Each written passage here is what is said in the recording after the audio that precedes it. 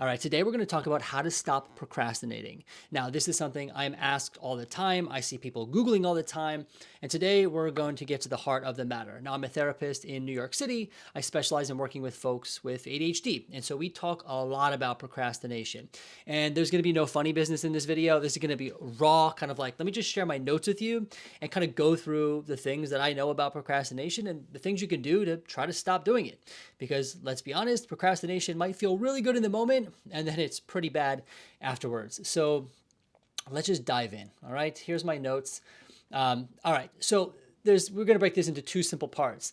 Number one is what is causing procrastination. Now, we're not going to dive deep into the science of procrastination because honestly, we don't need that right now. We just need to stop procrastinating. So we're going to talk about the kind of the few main reasons why I see procrastination occurring. All right, let's do that. So number one, and sometimes it's one of these, all three of these, a combination, doesn't matter. One is the task at hand is overwhelming.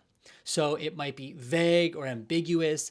There's no clear directions, right? Maybe it's something like completing my quarterly project for work, or maybe it's something like planning for the future, right? These things that are important, we know we have to do them, but we're not really sure what to do. And the thing to do is really big and pretty ambitious. So I see that as a major issue for procrastination. Another one is just a pure lack of motivation. And if you're someone dealing with ADHD, you know what that's all about. It might be nothing else other than a lack of motivation, right? Sometimes that's the issue. Another times, and this sometimes is added in with the others, is being distracted by other things / forgetting. So maybe we get sucked into our phone, or maybe we get sidetracked by other tasks and never actually get around to the thing that we need to do. So I think that simply put, three major reasons, not all of them, but three major reasons I see consistently are the overwhelming tasks, right, or too ambiguous, a lack of motivation, and or being distracted or forgetting.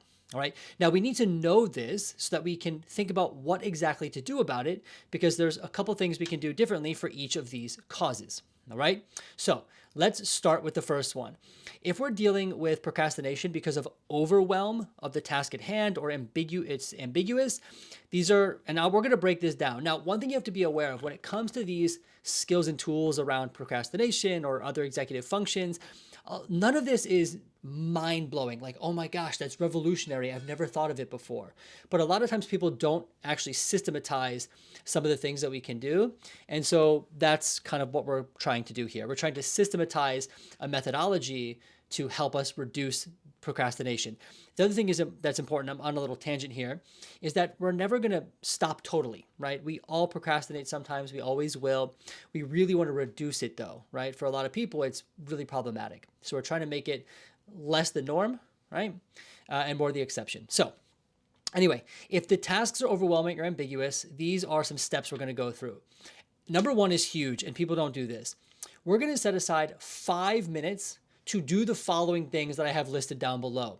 A lot of times people want to tackle procrastination in the moment, right? Or we don't plan for it or prepare for to procrastinate. So one thing I want you to do is set aside just 5 minutes to do the things we're going to talk about. All right. We want to prepare for procrastination.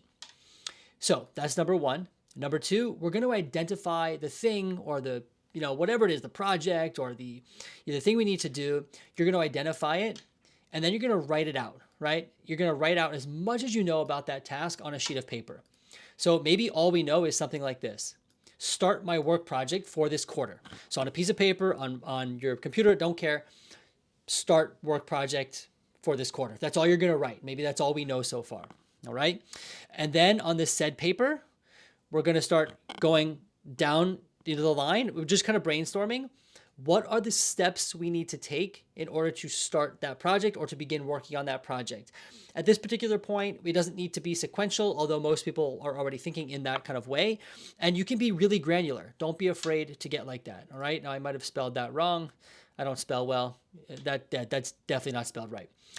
But I'm talking as simple as logging into the computer, opening up the software for your work, listing out goals for that month, right? Maybe it's a project about your goals and what you achieved that month at work, writing the summary of the goals. But you can see where I'm going, right? We're going to start off with things that are really simple. So logging in and then starting to build one by one, out kind of a steps we can take to begin accomplishing that task. And this now eliminates some ambiguity and gives us a place to start. Because if we have to sit down at our desk and start a work project for this quarter, that's really tough. But if we have to sit down at our desk and do these 5 things, which all add up to eventually doing this, that's a little bit easier. And then once we have some of those steps laid out, we are then going to take out our calendar and we're going to set out a time and time block, a chunk of time to complete those steps. All right. Not all of them, but maybe just a few of them. So that is what we need to do. Now, remember what I just said, we're going to do that for about 5 minutes. That's step 1 of all of this. Step 2 is actually going in and starting those steps that you laid out here. All right. And that can really, really help. Now, what if it's a lack of motivation? Let's check it out. So we're going to do very similar to the first couple of things on the overwhelm one. We're going to set aside the 5 minutes. Okay. We're going to identify the thing we're procrastinating on. This is key. We're going to break it down into small chunks. Might have already been done. We're going to put it in the calendar. All right. Now, this is where it gets a little bit different. We're going to plan with a motivation, or we're going to plan for not being motivated, right? So we already know that we're most likely not going to be motivated. So let's plan for that. All right. So there's a couple of things we can do to increase motivation, and now this is never perfect, right? It's a lot of times people wait for the, motivation tank to fill up or to feel a certain way, but we often can't. So there's certain things we can try, and this is all about trial and error anyway, that can really help. Here's a couple that are popular and that I see working for people. Number 1 is we can ask a buddy to just simply sit across from us. They could be on Zoom, they could do their own thing. Just having someone nearby who's also doing work, in particular someone you know. Now I know people go to coffee shops and sometimes just being in that ambiance helps. But if you call a friend or a family member and say, hey, listen, I know you're already doing work, but could you just hop on Zoom and sit there while I do my work, you do yours, you'll get a lot more done. There's a lot of kind of barriers that people have to overcome when it comes to like shame and guilt. But if we do this really, really helps almost every time. Another term for this is body doubling. So this can be really, really helpful to overcome the amotivation. We can build in rewards. This is a common one. You see people talking about this all the time. Again, I tell people kind of trial and error with this one. But for example, if I do 10 minutes of my task, then I will take a 5-minute walk, something like that. You just want to make sure that the rewards are not too distracting. So we wouldn't reward ourselves with like 10 minutes of screen time, right? It would be something that just kind of resets the mind, going for a walk, having a snack, something like that. And then another thing we can do is pair it with a more pleasant task. So maybe we can pair the work project with going to one of our favorite coffee shops, right? So we get the coffee that we really like, and we're also going to do the work, that kind of thing.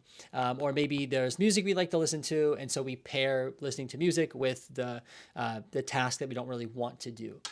All right. Now, again, I just kept a few here to keep it simple. But when it comes to increasing motivation, it's all about trial and error. Okay. And hopefully these give you some starting points for where you can test things out. The other thing you really have to remember is that we don't need as much motivation as we think. A lot of times we're waiting to feel a certain way. But I've found in my experience that even if we can just get the ball started with a little bit of motivation by doing things, motivation will often follow. All right. So don't rely too much on how you feel, right? But definitely motivation is very important.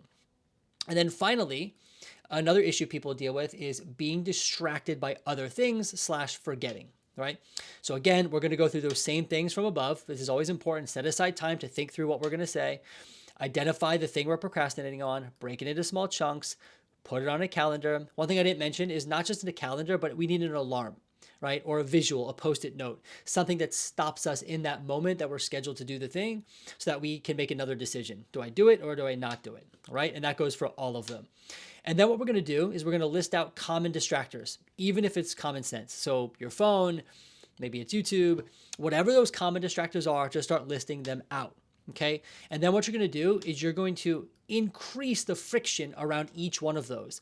So for example, if it's your phone, put it in another room, put it in a safe, give it to a friend. You want to identify at least one or two ways you can increase friction around said distraction so that it becomes a bit harder to do. Okay. Number two, we want to reduce friction around what we need to do. So if we're going for a run or we need to do that, right? If we've been procrastinating, put all the running clothes and the shoes right by the door or by the bathroom, even if it doesn't look good, as a way to make it easier to do what you need to do, to get the shoes on or the clothes on you need to do. If we're doing the work project, maybe the laptop's out, the pen and pencils are out, the space is set up for you to sit down and just get going. So you want to reduce the friction around what you need to do. Okay. Now I'm hoping that some of these things, I know they're very practical. And a lot of it we have to kind of overcome some barriers of shame or guilt or, oh, I should already know how to do this. You really shouldn't. And it's not often you don't know how. It's sometimes we're just dealing with an issue of like, we don't do what we know we should do.